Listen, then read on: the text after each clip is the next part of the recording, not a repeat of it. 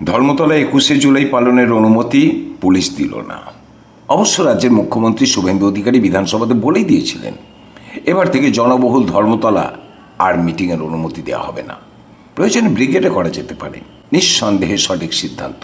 বাংলার মানুষ খুশি, কেননা উইকডেজে রাস্তা বন্ধ করে জনসভা করলে সাধারণ মানুষ সত্যি ভীষণ অসুবিধে পড়তেন। কিন্তু শুভেন্দুর এই প্রশাসনিক সিদ্ধান্তে কি মমতাদের কাছে সাপে বড় হয়ে গেল না?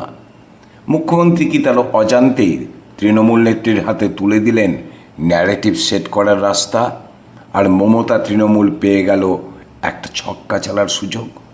কিভাবে বলছি, আমি তারক ঘোষ, আর আপনারা দেখছেন ভয়েস 9 বাংলা।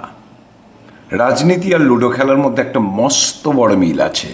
এখানে কিছু খেলোয়াড় শুধু সামনের চাল দেখে, আর কিছু খেলোয়াড় দেখে চালের পিছনের আসল উদ্দেশ্য।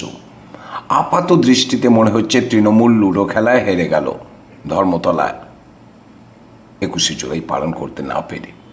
আপনারা শুনেছেন শুভেন্দু অধিকারী এবারে ধর্মতলায় ২১শে জুলাই শহীদ সভার অনুমতি দিলেন না। শুভেন্দু হয়তো ভাবলেন, এবার একদিকে রাজধর্ম পালন করা গেছে, মানুষের দীর্ঘদিনের দাবিকে পূরণ করা গেছে, আর অন্যদিকে মমতাও জব্দ। বিগত ১৫ বছরের রাস্তা অবরোধ করে ২১শে জুলাই পালন করা হয়ে আসছিল, মানুষের মধ্যে বিরক্তি ছিল। কিন্তু এখান থেকেই তৈরি হয়ে গেছে আর একটা ন্যারেটিভ। রাজনৈতিক মহলের ধারণা, শুভেন্দু অধিকারী যেটাকে মমতার পরাজয় হিসাবে দেখলেন, মমতা সেটাকে নিজের মাস্টার স্ট্রোকে বদলে দিলেন। ধর্মতলার অনুমতি না পেয়েও রাজনীতির বোর্ডে প্রথম চালেই ছক্কা চেলে দিলেন মমতা বন্দ্যোপাধ্যায়। অবাক হচ্ছেন, ভাবছেন কিভাবে? আসলে এটাও মমতার রাজনীতির একটা অঙ্গ। কিভাবে কোনো পরিস্থিতিকে নিজের অনুকূলে আনা যায়, সেই ন্যারেটিভ গেম খেলার রাজনীতি, ন্যারেটিভ তৈরি। এবারের পরিস্থিতিটা বদলে গেছে। গত বছর মুখ্যমন্ত্রী থাকাকালীন ধর্মতলায় লক্ষ লক্ষ মানুষের মহাসমুদ্র তৈরি করেছিলেন মমতা, যেটা প্রতি বছরই করেন। কিন্তু সময় বদলে গেছে। ২০২৬-এর নির্বাচনে তৃণমূল পরাজিত, আর দল দুর্নীতিগ্রস্ত তকমায় বিদ্ধ। বিধায়ক, সাংসদ থেকে শুরু করে নিচু তলার কর্মী অনেকেই দল ছেড়ে চলে গেছেন, ভাঙন ধরেছে, যেটা দেখা যাচ্ছে বাইরে থেকে। এই অবস্থায় ধর্মতলার মতো বিশাল খোলা জায়গায় যদি সভার অনুমতি দেওয়া হতো, তবে সেটা তৃণমূলের জন্য হতো সবচেয়ে বড় রিস্ক বা ঝুঁকি, এরকমটাই মনে করছে রাজনৈতিক মহল। কেননা এই ভাঙনের এই আবহে যদি ধর্মতলায় আশানুরূপ ভিড় না হতো, যদি অনেক অংশ ফাঁকা থাকতো, তাহলে মিডিয়া সেই সমস্ত ছবি ক্যামেরাবন্দি করত, আর বিজেপি বলতে পারত মমতার পায়ের তলার মাটি একেবারেই শেষ। কিন্তু মমতাকে নিজের অজান্তে কি বাঁচিয়ে দিলেন শুভেন্দু অধিকারী? ঠিক এই ফাঁদটাই হয়তো পাততে চেয়েছিলেন মমতা, অনেকে এটা বলছেন। কেননা মমতা জানতেন যে এবারে ভিক্টোরিয়া হাউসের ওই জায়গাটা আর তিনি পাবেন না। আর সেজন্য কি আগে থেকে কুণাল ঘোষদের জায়গাটা মাপজোক করার জন্য পাঠানো হয়েছিল, যাতে মানুষ বুঝতে পারে তারা চেষ্টা করছেন ওই জায়গাতেই জনসভা করার ২১শে জুলাই। কিন্তু উল্টে কুণালদের বিরুদ্ধে থানায় অভিযোগ হলো। আর এটাও কিন্তু সাপে বড় হয়ে গেল ন্যারেটিভ সেট করার জন্য, মনে করছেন বিদগ্ধ মহল, যারা মমতাকে চেনেন। শুভেন্দু তো বলেই দিয়েছেন, ধর্মতলা দেব না, পারলে ব্রিগেডে যাও। পুলিশের অনুমতি এবার আর মমতা পাননি। কিন্তু শুভেন্দুর এই চালের পাল্টা চাল দিয়ে দিলেন তৃণমূলের কুণাল ঘোষ। তিনি অত্যন্ত চাতুর্যের সঙ্গে যুক্তি দিলেন, বর্ষার মরশুম, ব্রিগেডে জল কাদা, কর্মীদের অসুবিধা হবে, না হলে আমরা ব্রিগেড ভরিয়ে দিতাম। কি নিখুঁত ডিফেন্স! একদিকে ব্রিগেডের বিশাল মাঠ ভরানোর অসম্ভব চ্যালেঞ্জটাকে জল কাদার অজুহাতে এড়িয়ে যাওয়া হলো। অবশ্য এটা স্বাভাবিক, অবস্থা খুবই খারাপ হয়। কুণাল ঘোষের এই চ্যালেঞ্জ কর্মীদের আত্মসম্মানকে বাঁচানো, অন্যদিকে তৃণমূল যে এখনও ভিড় টানতে পারে সেটা প্রমাণ করা। কিন্তু তৃণমূল খুব ভালো করে জানে এই মুহূর্তে শক্তি প্রদর্শনের চেয়ে কৌশলগতভাবে টিকে থাকাটা বেশি জরুরি।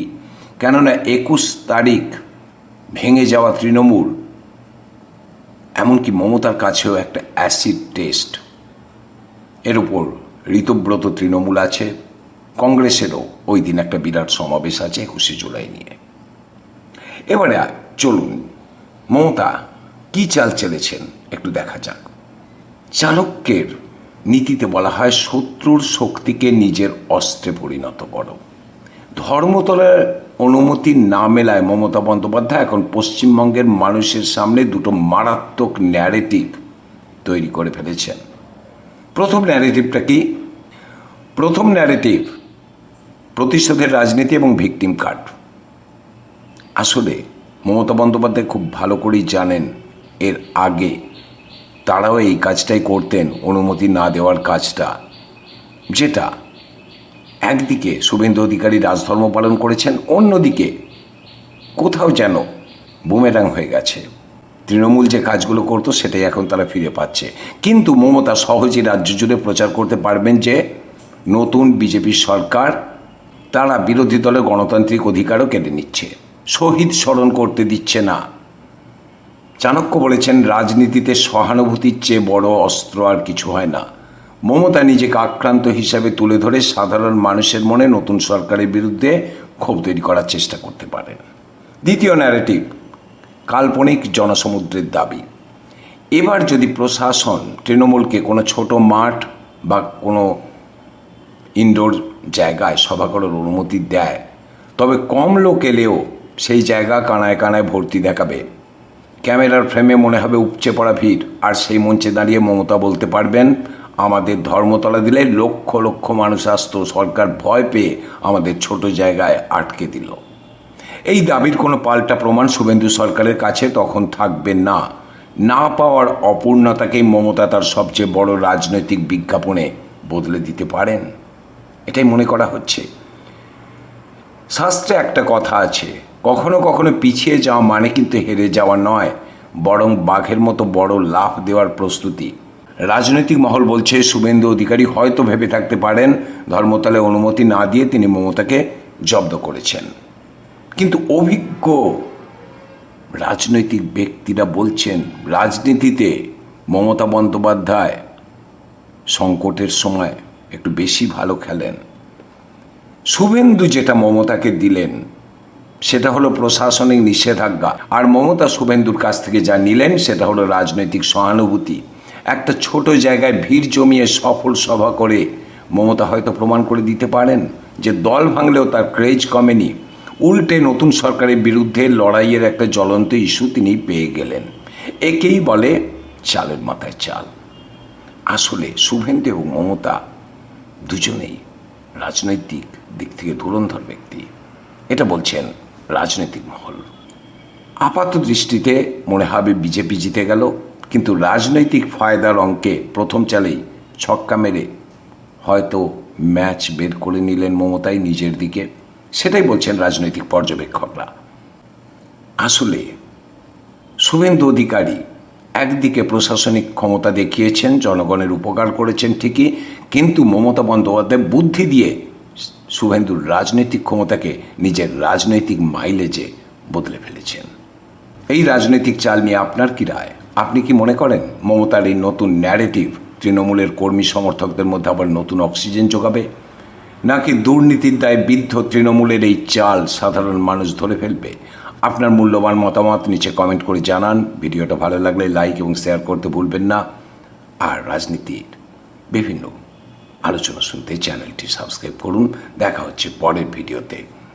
আপনারা এতক্ষণ দেখছিলেন ভয়েস 9 বাংলা, মানুষের পাশে, সত্যের পক্ষে।